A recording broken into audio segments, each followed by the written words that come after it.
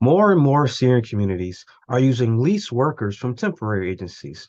By doing this, senior communities could open themselves up to lawsuits unless a loophole is closed. So in this video, we will discuss how you can address this loophole and how to close it. Typically, an employee's only remedy for injuries that are suffered during business operations is workers' compensation.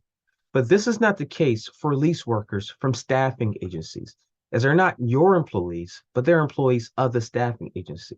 And because of this, these leased workers can sue you if they claim that your community contributed to the injuries that they suffered. And you would expect that your general liability policy to respond to this.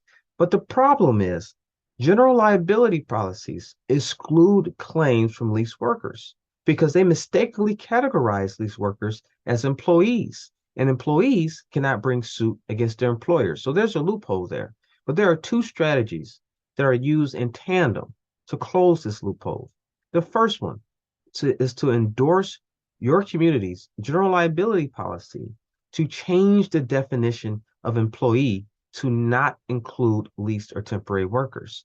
That way, if a leased worker were to bring a claim against you, the general liability policy will respond because it does not see them as a class who can't bring a suit as an employee.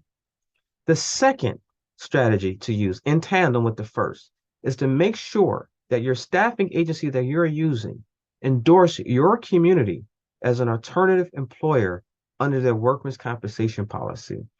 This lets the insurance company and the courts know that the staffing agency's workers' compensation policy is expected to respond and treat your community as an additional insured under that workers' compensation policy. If you have any questions about the loophole of using staffing agencies or lease employees, please do not hesitate to contact me. Stay safe.